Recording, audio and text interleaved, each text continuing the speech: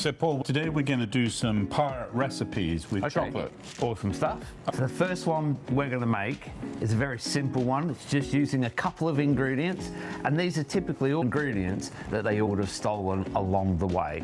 All we have is we just have some water, but you know, drinkable water. Okay. That's the one big difference. Then the one thing that they used to take with them, there's lots of dried spices because they could travel with the ships and stuff like that. So we've got some fresh clove that's going to go in, and we've got some ginger. So we're just going to add a little pinch of some dried ginger, just like that. And then we're just going to begin to heat this up to start to get the flavour out of the cloves a little bit. Do you know, Paul, where the word buccaneer comes from? It comes from the French word to barbecue, because they were always barbecuing, just like you're doing now.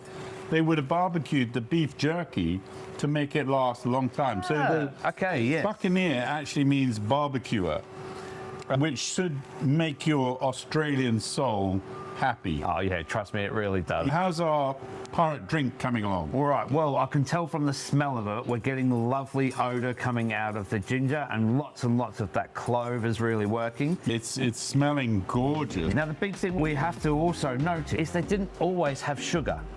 So this would have just been made with pure chocolates. That's right. We're taking some modern day liberties when we do this.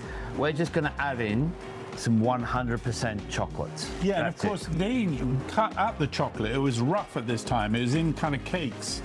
They wouldn't have had powdered chocolate because that's too difficult. They would have had chunks of chocolate into the ingredient. Yeah, they would have been in a transportable method. Even sugar, when you got hold of it, it was in what they would call sugar loaves. Yeah. It was in solid blocks when it was transported. Right. Now, the other big thing they would have used for this original recipe is they would have used a specific whisk called, now you might have to correct me on this one, Molinillo, to form like this foam on it. So you're telling me these pirates were drinking chocolate cappuccinos? So we've got our little battery-powered Molinillo. They would have whisked this and whisked this and whisked this until it got a really thick foam going on top. The foam was the most sought-after bit, and they would have adapted all this from the Spanish.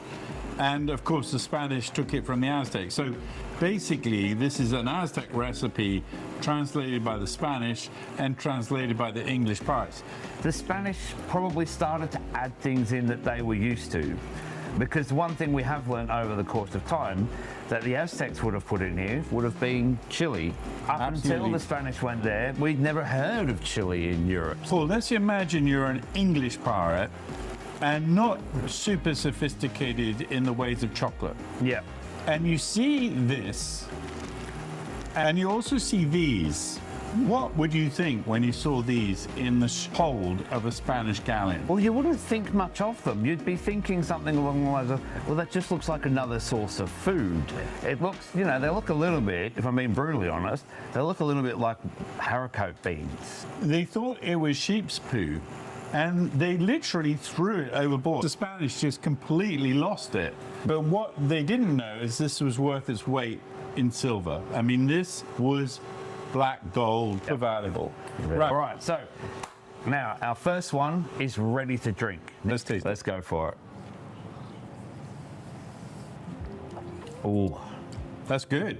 That's nice. Yeah. Considering there's no sugar in there. It's actually really it's delicious. It's got a nice, the clove brings a nice flavour to it, and a little bit of that bit of ginger as well adds a nice sort of warmingness. Although for me, that may also be my friend here, the RUM. So Paul, do you know the song, The Drunken Sailor? There's a song about the drunken sailor. Well, interestingly, the rhythm to The Drunken Sailor is coordinated with the strikes of the cat and nine tails. It was actually designed as a punishment for a drunken sailor, not as an encouragement to drink. Well, I'm probably going to follow the chocolates and stay out of the line of fire of the cat and nine tails. Yeah, you don't want to see the captain's daughter. So yeah, the second recipe comes literally from the writings of William Hughes, who lived on board a pirate ship. Some of these pirates were sophisticated botanists. They knew what they were doing with theobromine. This second one is less of a drink and more of a porridge type thing. Something thick that they probably consumed with a cup and spoon, because what they used to use is they used to use some bread. More to the point, it was a way of using up stale bread half the time, or the crust of a bread, bit that they didn't enjoy eating. So this was used to essentially thicken this up and turn it almost into much more of a sort of a borderline edible thing. We know a couple of things about chocolate. We know that it's highly energetic, and we also know something else about it, that it lasts a long time. It doesn't go off. And if you're a sailor and you need rations, that's a really good thing. But you know, these cocoa beans can last many, many years, right? Yeah. So that's probably why William Hughes turned it into a porridge, because they knew that they could live off it. So take us away how we'd actually make this porridge. Pirate's porridge. So we literally started off by just tearing off a bit of the bread, just a bit of the crust in there, get it in there, tear it up. This is what they would have done. If it was stale, they would have just used a grater, old-fashioned grater, to really break it down. Get some more in there. Adding a bit of sourdough to chocolate is now quite kind of trendy now. Quite the decadence. You do the opposite of what we're about to do. You dry it out and you add it in as sort of a really high-end version of adding sea salt. So now we're just going to add some water in with our bread. Spices again. We've got some chili flakes going in. Now what we do have this time is we do have some sugar. If they'd managed to get some... Did William Hughes add sugar? Yes. He would have used molasses. Then the last thing we need to add is some nutmeg. Again, would have been grated nutmeg. Now, of course, as we know, nutmeg, these days, banned in a whole bunch of countries, but still a spice that we use quite regularly in other parts of the world. And William Hughes would have known about all these spices because undoubtedly he's traversed the world. He would have gone to the Indian Ocean, he would have gone to the Caribbean. I'm just going to start to heat it up over a low heat to make sure that that bread that's in there really starts to break down and form, instead of just being chunks of porridge moving around in water, into that thick sort of porridgey type substance we're looking for. We know that the Spanish, they weren't waiting around to get robbed by these English pirates. They had two innovations. One is the fleet system, and it's called the Spanish Treasure Fleet, and it sailed once or twice a year, protected by these new things called galleons. The pirates decide that they need to have bigger ships themselves. This is what Peter Hain does when he captures the Spanish silver fleet. The amount of the haul is worth maybe billions today. I mean, it was a dramatic amount of money. It almost crippled and bankrupted the Spanish. And the money that flowed into the Netherlands funded their War of Independence, funded the golden age of the Dutch. The Dutch can thank the pirate Peter Hain for their independence. And no doubt there was a lot of cocoa captured and it was all sold.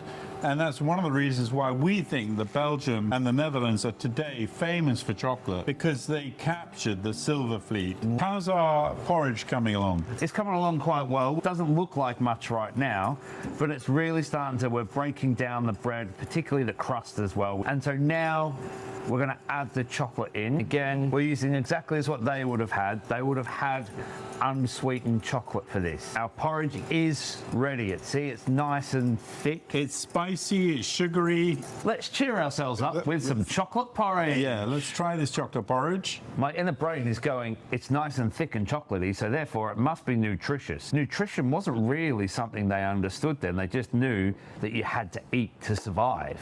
Yeah, they would have known that, you know, the risk of starvation on board was quite high, and therefore any food that lasted and was very energetic was going to be very popular. Here's to William Hughes, who invented chocolate porridge. Yep. Definitely bready. It reminds me of a sort of childhood ready bread chocolate. It's got that heat coming through from the spice, but this time it's from the chili flakes. It's quite glutinous. I'm not sure I'm going to be rushing out to eat this every day. Yeah, if I'm being brutally honest, it's missing like a tablespoon of agave syrup or something like that. Yeah, it could be sweetened a bit more. But then again, this is probably closer to what they would have done, because sugar was such an expensive ingredient, they would have used a very minimal amount of it at the time. Our next recipe producer, Sir Hans Sloan.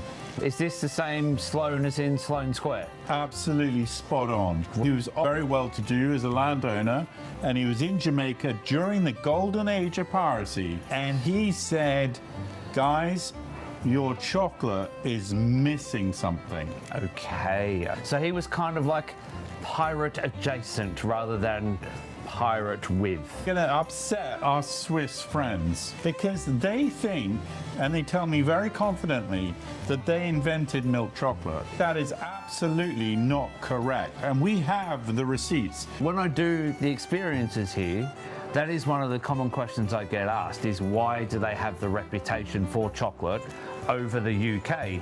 And I literally just say these days it's just down to marketing. Yeah, and this is definitive proof that the British were there with milk chocolate before the Swiss. And don't write in and complain because we've got the receipts. Paul, you're gonna make it. So, as you said, we're gonna start with some milk. Get in there, a little bit of that. Yeah. Now, there was a lot of ingredients. We've got a similar sort of theme of spices to what we've already had in our last ones. Because these are things that are, you know, as we've talked about, preserved, they make it around the world. So we've got a little bit of chili powder this time. Right, he would have kept with the Spanish tradition of adding chili. Yep, a little bit of spice. We didn't know then why we enjoy it with chocolate. Nowadays, we do know. But we'll keep that one a secret. Now, we also got a little bit of cinnamon. Right. Just a little bit of powder. Now, this is when we do really start to see sugar going in. Okay, he would have used sugar. Yep. The Hans Sloan had a sweet tooth, right? Yeah, definitely had a bit of a sweet tooth. And then last but by no means least, our lovely friend here, vanilla. So this is really quite a modern, sophisticated recipe. This is so much better than most of the stuff you buy in the supermarket. Yeah, it's got real vanilla, it's got spices, it's got, you know, possibly honey. He would have used honey. This is the recipe that the Cadburys copied to create milk chocolate or a milk chocolate drink. You're getting back to those original ingredients. That's why we love using vanilla pods and fresh vanilla in all of these things. It would have been Mexican vanilla. His milk would have been fresh from the cow. His cacao would have been 100%. We're just going to heat all these lovely spices up in the sugar a little bit, and then we're going to add in our 100% chocolate. So, now, last ingredient we're going to go in with, again, is our 100% chocolate. And we're just going to give that a good mix, get it all nicely breaking down and mixing through. Most places in England, you get a powdered, low quality, you know, that's not milk chocolate. If you check the ingredients on half of those, half of the ingredients is sugar and milk powder. Yeah, it's not even chocolate. No, it's not even chocolate. And you're getting that lovely aroma coming through. I'm getting a beautiful the aroma. Smell. I'm looking forward to tasting this, Paul. We're better off just enjoying our nice, lovely, luxury, smooth, velvety, creamy hot chocolate. Yeah, look how thick that is compared with a modern chocolate. I'm very keen to try this. Me too. So this is to Sir Hans Sloan and the Brits as inventors of milk chocolate. That's delicious. That's the real deal. Lovely, creamy, warmth from the chili powder coming through. It's got spices. It's got a lot going on. I'm getting the heat from the chili. You know. Wow. Yeah, and that's coming through. And what we know, Sir Hans Sloan liked it spicy. Yeah. And this is good. Like, this is what you want. This, for me, adding that bit of chili in brings it all back together, and I think it opens up chocolate in a complete way that so many people don't allow themselves to do it. My head is buzzing now. Let's go and rob some ships. Let's not. Okay, maybe not. Maybe not. Maybe I'm getting overexcited. Cheers. Cheers.